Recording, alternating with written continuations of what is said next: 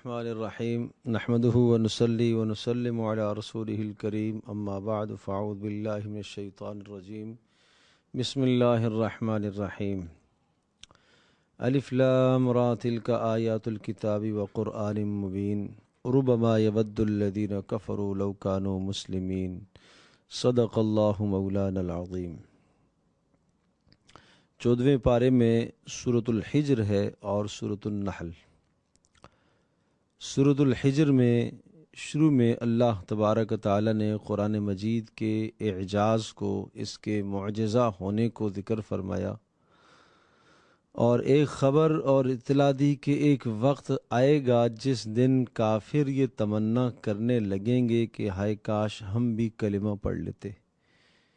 جب عذاب کے نمونے سامنے آئیں گے اور عذاب سے خلاصی کی کوئی صورت نہیں ہوگی تو اس وقت وہ تمنا کریں گے، یا یہ ہے کہ جب جہنم میں ان کو ڈالا جائے گا اور ہمیشہ ہمیشہ کے لیے جہنم کا فیصلہ ہوگا، اور جہنم سے وہ لوگ جن لوگوں نے کسی بھی زندگی کے مرحلے میں کلمہ اخلاص کے ساتھ پڑھا ہے، تو ان کلمہ گو لوگوں کو، کلمہ پڑھنے والوں کو جہنم سے خلاصی اور رہائی ملے گی، اپنے گناہوں کی سزا پا کر وہ جنت میں جائیں گے۔ تو اس وقت کافر یہ منظر دیکھ کر تمنا کرے گا، ہائے کاش کہ میں بھی مسلمان ہو جاتا، زندگی میں ایک بار کلمہ پڑھ لیتا۔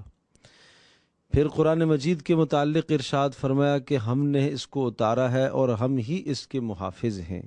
حفاظت کی ذمہ داری بھی اللہ نے لے لی ہے، اور اس کی حفاظت کی مختلف صورتیں ہیں کہ چھوٹے چھوٹے بچوں کے ذہنوں میں، دلوں میں، دماغوں میں اللہ اس قرآن کو محفوظ کر رہا ہے، اور قیامت تک یہ سلسلہ چلتا رہے گا۔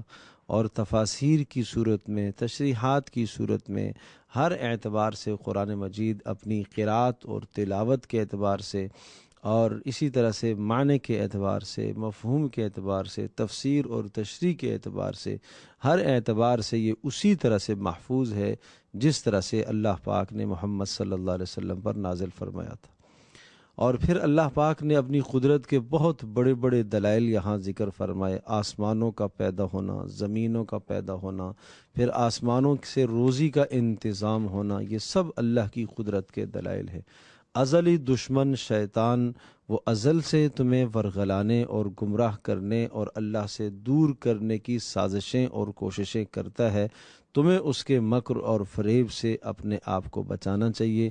اور اس کے بعد جنت اور جہنم کے کچھ احوال سناتے ہوئے دنیاوی عذاب کے چند نمونوں کو ذکر فرمایا، اور پھر اختتام میں رسول اللہ صلی اللہ تعالی علیہ وسلم کو تسلی دی اور ساتھ یہ حکم دیا، فاصدع بما تؤمر واعرض عن المشرکین۔ جو پیغام اللہ کی جانب سے آپ کو آیا ہے، آپ کھل کر اسے بیان کیجیے۔ یہ رسول اللہ صلی اللہ تعالی وسلم کا وہ ابتدائی دور تھا۔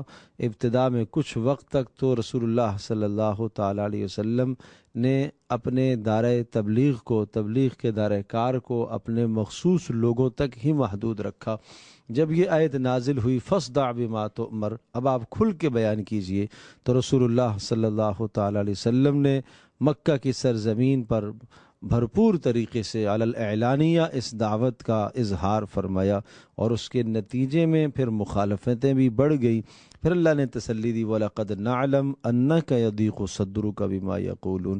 ہم جانتے ہیں ان لوگوں کی باتوں سے اور ان کے جملوں سے آپ کا سینہ تنگ ہوتا ہے، لیکن حل اور علاج یہ ہے، آپ اللہ کی تسبیح بیان کیجئے اور آپ نماز میں آئیے، اور وَاعْبُدْ رَبَّكَ حَتَّى يَأْتِيَكَ الْيَقِينُ، اور آپ یقین رکھیے موت کے آنے تک آپ کو یہ کام کرنا ہے، آپ کو اللہ کی وحدانیت اور اللہ کی توحید کی طرف لوگوں کو بلانا ہے۔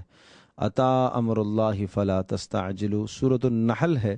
سورۃ النحل میں اللہ تبارک تعالی نے نعمتوں کو ذکر فرمایا، انسان پر ہونے والی بے شمار نعمتیں، عدم سے وجود میں لانا یہ ایک نعمت ہے، تخلیق یعنی نعمت ہے، پھر اس کی تعلیم کے لیے اللہ نے اسباب پیدا فرمائے، یہ بھی اس کے لیے بہت بڑی نعمت ہے۔ تعلیم کے لیے اللہ نے اسباب پیدا فرمائے، اللہ نے اسے آنکھیں دی، کان دیے، دل دماغ عطا فرمائے، اور پھر اسی طرح سے اللہ نے اس کے لیے روزی کے انتظامات اور بندوبست فرمائے، زمین میں آسمان سے روزیوں کے اسباب، اور سمندروں میں، خشکیوں میں، بحر میں، بر میں، ہر طرح کے لیے اللہ نے اس کے لیے روزی کے اسباب کو پھیلایا ہے۔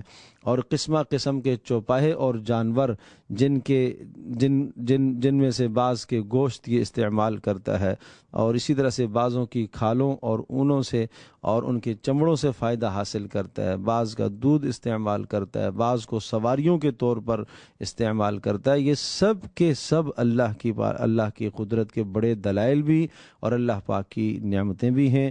اور اسی طرح سے شہد کی مکھی جیسی عظیم صنعت کاری اس کی، اور اس کے اندر سے ایک پینے کی چیز صاف شفاف شہد نکلتا ہے جس میں انسان کی بے شمار بیماریوں کے لیے شفا رکھی گئی ہے۔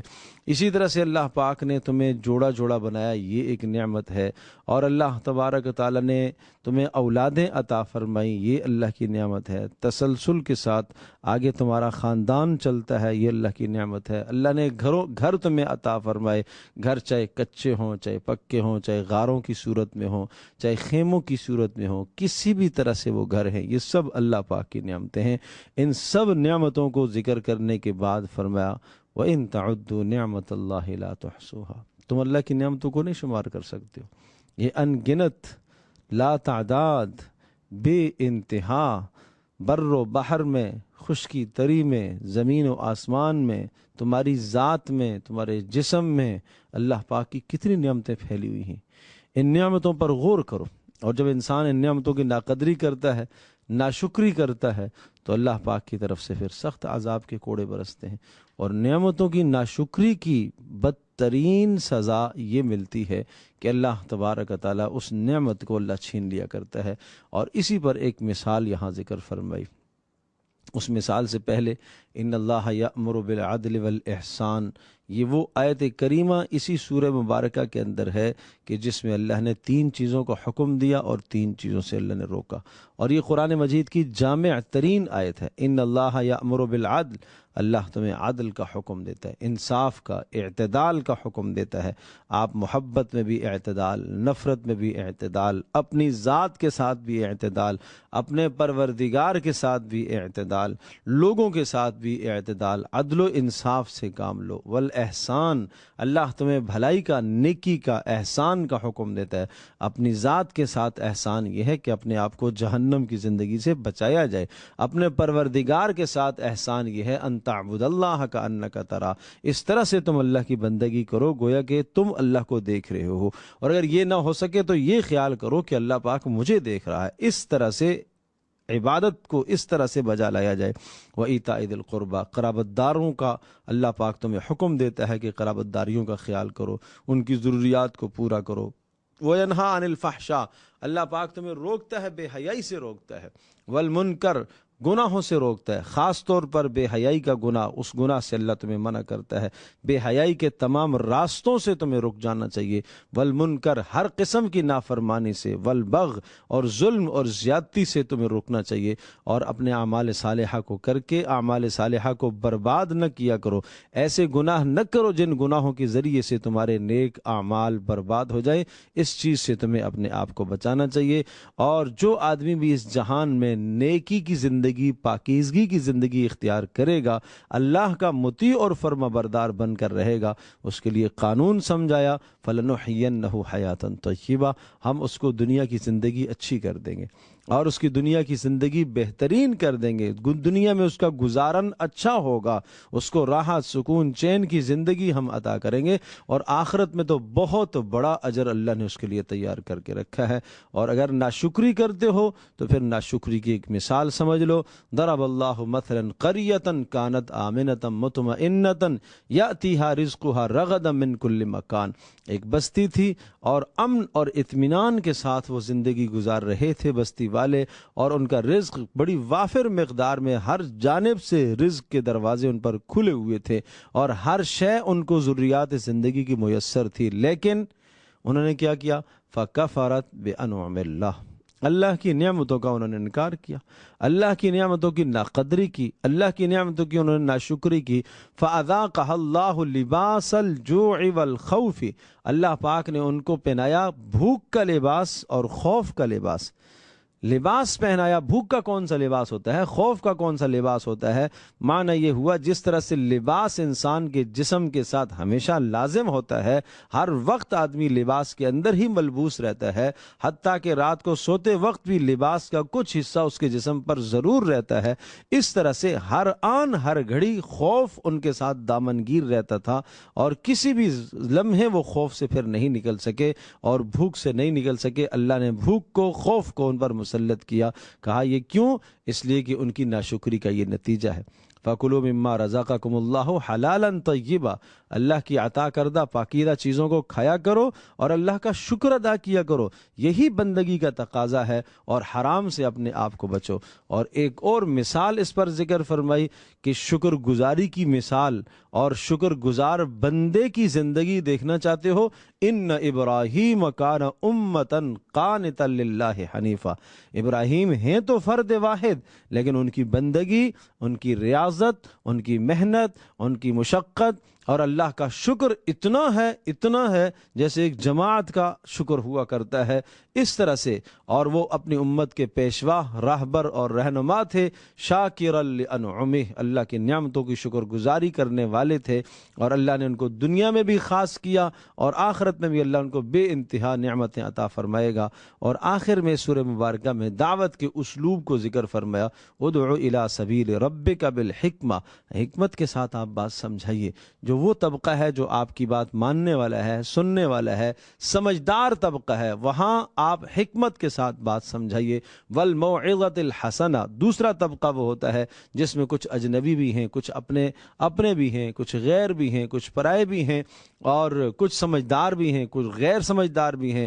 وہاں موعظہ حسنہ، بہترین طریقے سے واعظ ہونا چاہیے، جس میں قصص بھی ہوں، واقعات بھی ہوں، جنت کی نظیریں بھی ہوں، اور جنت کی نعمتوں کو بیان کیا جائے، جہنم کے عذابوں کو بیان کیا جائے، یہ ہے موعظہ حسنہ۔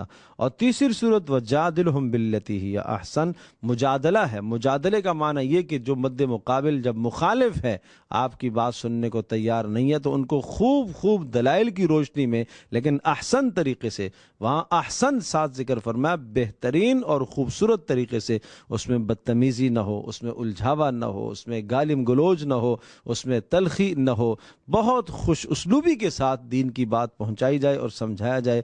وَاصْبِرْ وَمَا صَبْرُكَ إِلَّا بِاللَّهِ، اب آپ مصائب اور پریشانیوں پر صبر کیجئے۔ ولا تحزن علیہم، آپ غمگین نہ ہوں۔ ولا تک فی ضیق مما یمکرون، اور جو کافر آپ کے خلاف سازشیں کرتے ہیں، آپ اپنا دل نہ چھوٹا کیجئے، آپ دلی اعتبار سے پریشان نہ ہوں۔ ان اللہ مع الذین اتقوا، اللہ کی مدد ان لوگوں کے ساتھ ہے جن کی زندگیوں میں تقوی ہوتا ہے۔ والذین هم محسنون، اور جو مخلص ہوتے ہیں، بھلائی اور نیکی کرنے والے ہوتے ہیں، ان کے ساتھ اللہ پاک کی مدد ہوا کرتی ہے۔ اللہ پاک ہم سب کے لیے سمجھنا، عمل کرنا آسان فرمائے۔